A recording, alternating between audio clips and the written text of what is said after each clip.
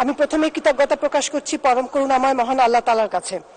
মাননীয় স্পিকার, এই মহান সংসদে প্রথমবারের মতো আমি বক্তব্য রাখছি।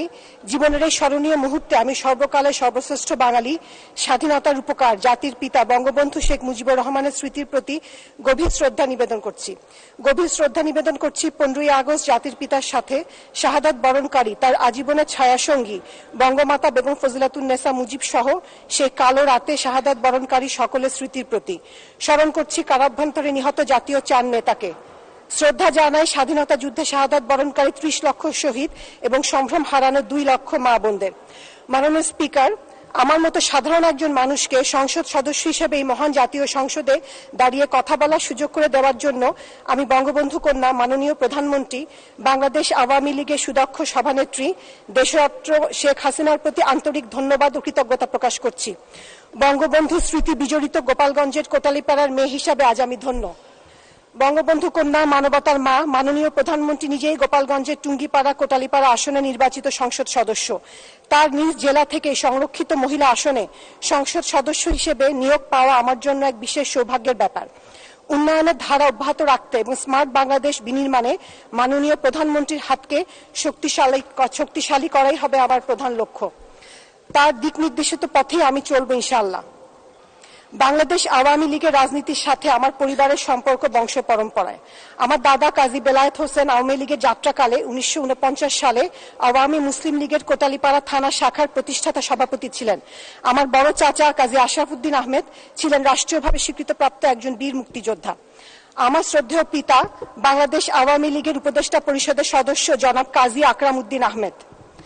তার সমগ্র জীবন ধরে বাংলাদেশ আওয়ামী লীগ ও বঙ্গবন্ধু পরিবারে তথা বঙ্গবন্ধু কন্যা মাননীয় প্রধানমন্ত্রী শেখ হাসিনার সাথে থেকে নিষ্ঠা ও সততার সাথে কাজ করে যাচ্ছেন।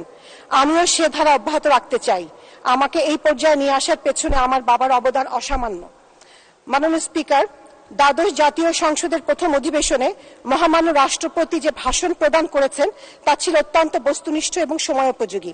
তিনি তার ভাষণে অতি বিশদভাবে বিগত বছরগুলোতে মাননীয় প্রধানমন্ত্রী শেখ হাসিনার নেতৃত্বে সর্বক্ষেত্রে বাংলাদেশের অগ্রযাত্রার চিত্র গভীর বিশ্লেষণ এবং পরিসংখ্যান সহ উপস্থাপন করেছেন। সেজন্য তাকে ধন্যবাদ। সরকারের চলমান কার্যক্রম এবং ভবিষ্যৎ সম্পর্কেও তিনি আলোকপাত করেছেন। মাননীয় স্পিকার, আমাদের মাননীয় প্রধানমন্ত্রীর বলিষ্ঠ নেতৃত্বে বাংলাদেশ আর স্বল্পোন্নত দেশ থেকে উন্নয়নশীল দেশের কাতারে উন্নীত এমন কোনো ক্ষেত্র নেই যেখানে উন্নয়ন ও পরিবর্তনের ছোঁয়া লাগেনি। আমি বিশেষ কয়েকটি খাতের দিকে দৃষ্টিপাত করার চেষ্টা করছি।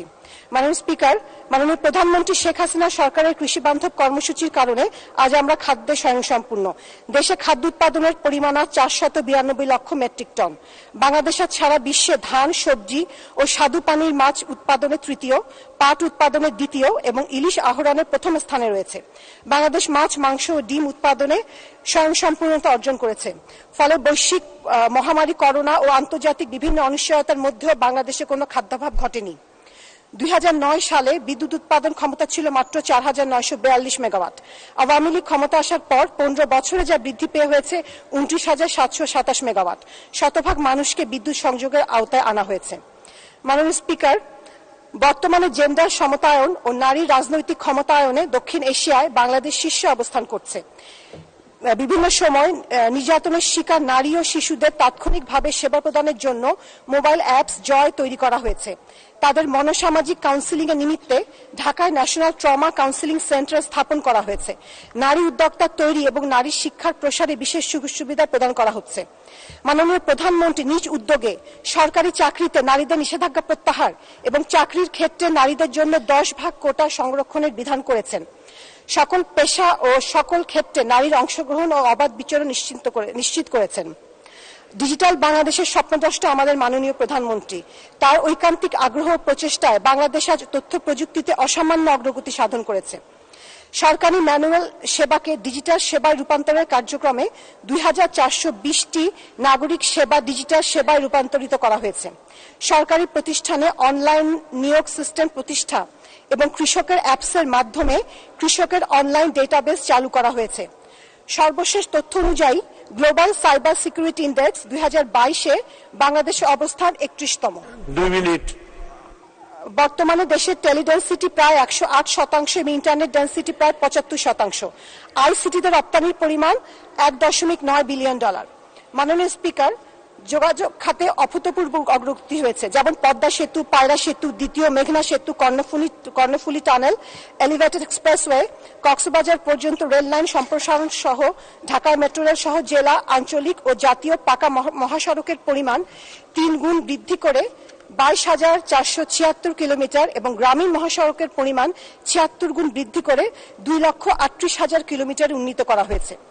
মাননীয় স্পিকার, উন্নয়নের ধারাবাহিকতা বজায় রেখে আমাদের মাননীয় প্রধানমন্ত্রী শেখ হাসিনা রূপকল্প 2041 ঘোষণা করেছেন। 2022 থেকে 2041-এ এই 22 বছর কৌশলগত পঞ্চবার্ষিকী পরিকল্পনার অংশ হিসেবে বাংলাদেশের লক্ষ্য শিল্পায়নের মাধ্যমে উচ্চ আয়ের দেশের মর্যাদা অর্জন করা, বাংলাদেশ থেকে রপ্তানি বৃদ্ধি, মানব সম্পদের উন্নয়নের মাধ্যমে উৎপাদন ক্ষমতা বৃদ্ধি ও বিনিয়োগের প্রসার এই পরিকল্পনার উদ্দেশ্য। মাননীয় স্পিকার, দুঃশাসনের অন্ধকার থেকে মুক্ত হয়ে আজ আমরা আলোর পথে দিশারি। এখন আমাদের দায়িত্ব হচ্ছে জনকল্যাণে গৃহীত সরকারি নীতিসমূহের বাস্তবায়নের মাধ্যমে উন্নয়নের ধারাকে এগিয়ে নেওয়া। বিএনপি জামাতের অশুভ তৎপরতা, বিদেশি শক্তির অপচেষ্টা, বিভিন্ন আন্তর্জাতিক জটিলতা ইত্যাদিকে প্রতিহত করে এগিয়ে যেতে হবে আমাদেরকে রূপকল্প 2041-এর বাস্তবায়নের পথে দ্রুত পদক্ষেপে।